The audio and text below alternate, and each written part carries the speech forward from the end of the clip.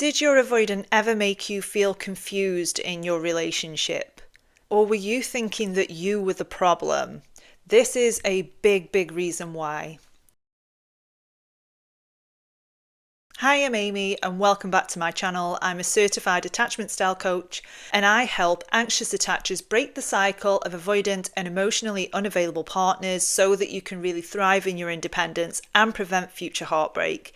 And in today's video, I'm going to talk about gaslighting. Now, gaslighting is something that's usually associated with narcissistic abuse, but actually avoidants do the very same thing. But if you're interested in what your attachment style is, I do have a free attachment style quiz. The link is in my bio. So what is the difference between lying and gaslighting? And it's important to remember that all of us from time to time occasionally have told a white lie. But the effect of this is very minimal.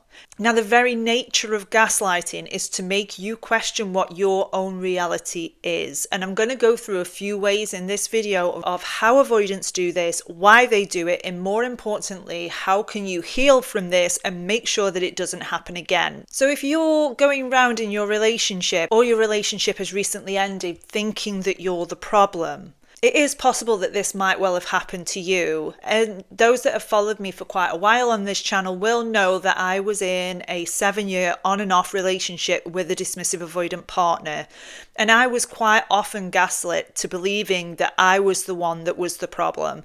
So we would go through the familiar cycle, which ended in a discard of some sort, and then me spiraling, feeling incredibly guilty, feeling like there was something wrong with me, that I'd ruined a perfectly good relationship, and that ultimately I was the problem.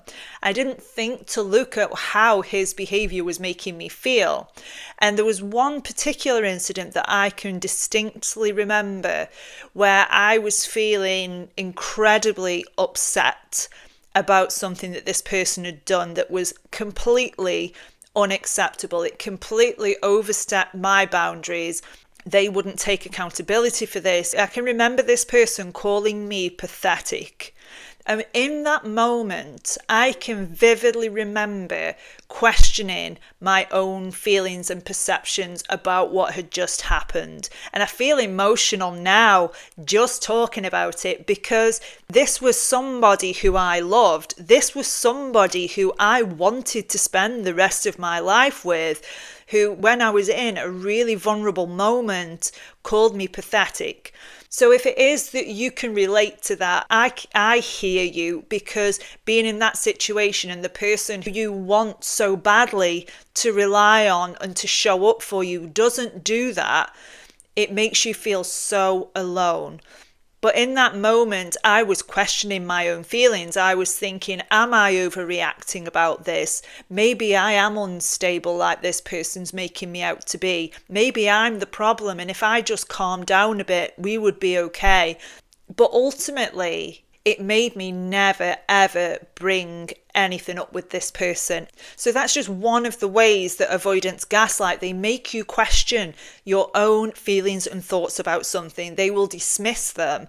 They will deflect. They will blame, so that you start to question your reality about what you've seen, what you think about something, and how you feel about something. So essentially, you're being conditioned to think how you feel is wrong and that you are the cause of the problem.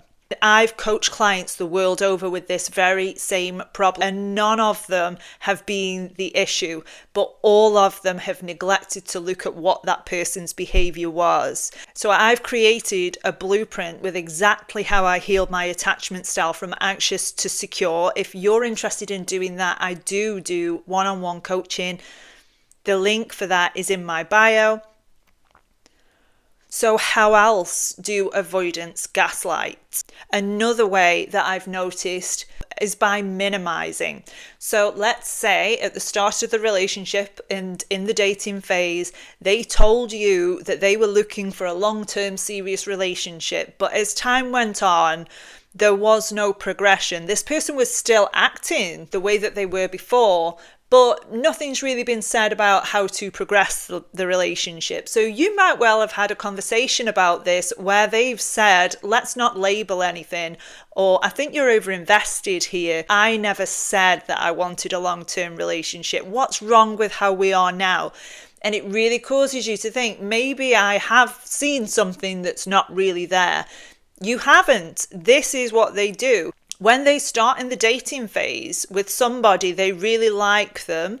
But then as time rolls on, their attachment style is triggered and their fear starts to come up. They fear being engulfed. They fear their autonomy being taken away. So the easiest way to get out of this is to gaslight you into thinking that you saw something that wasn't there. And the third way I want to mention today, and this is a little bit more insidious, and this has happened to me on a few occasions, as it has with my clients, is outright lying.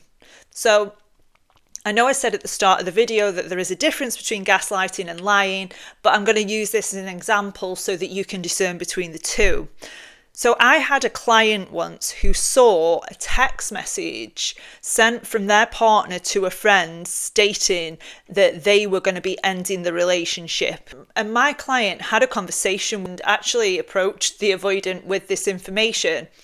And what they were met with was, first of all, lying. So they were told, you didn't see that text message. They absolutely did see that text message. It's just that the partner didn't want to take accountability for sending it and they felt on the spot. The second thing they did was deflect. Why did you see that message? Why were you looking at the phone? Without actually taking accountability for the fact that how they were acting actually drove this person to check the phone. This person had been going through things like this for months on end before this happened. So their partner made them feel that their suspicions were not grounded in reality when they absolutely were grounded in reality. So maybe that's relatable to you. Maybe you have been literally told that you have seen something that is not there physically. So what effect does this have on you? You start to lose trust in yourself. You start to really question your feelings and thoughts about things.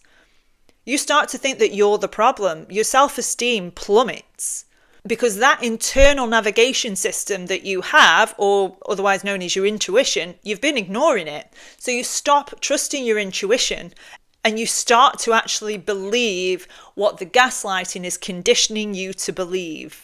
So why do avoidants do this? And as I said at the start of the video, it is something that is associated with narcissism. But with narcissists, it's a way to control you. It's a way to take away your autonomy. With avoidants, the reason why they're doing this is slightly different. And what I found when I spoke to my ex about this and other clients is usually avoidants have grown up in a household where if they did something wrong, they were punished. But the punishment didn't necessarily fit the crime. I'm talking about overly punished for something quite minor.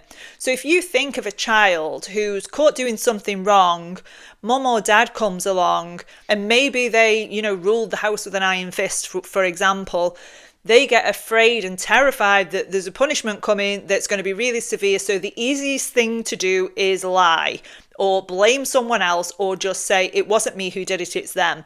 So they take this pattern into their adult relationship. So if it is that somebody wants to have a conversation about what their behavior is or to express a need, those reactions that they had in childhood are still there because they don't want to take accountability. Their shame wound has been triggered, and what their initial reaction is to get the pressure off me ASAP.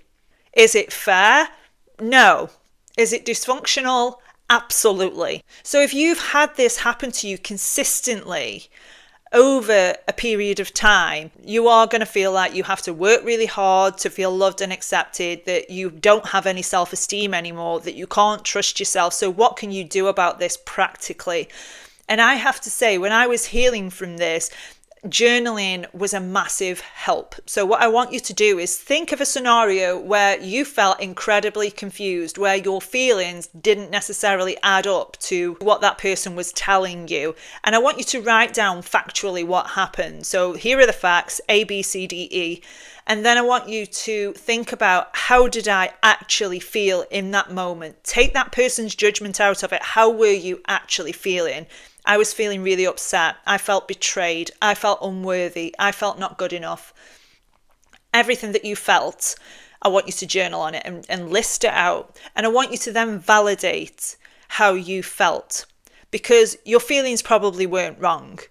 Even if you think you overreacted about something, I bet you this was after a long time of feeling manipulated and confused by this person. When I mentioned that incident at the beginning of the video, that was after years and years of being told how I felt was wrong. So of course, your reactions are going to be inflamed when this has been happening over a long period of time. So the first thing I want you to do is absolutely forgive yourself. I bet you were not really overreacting.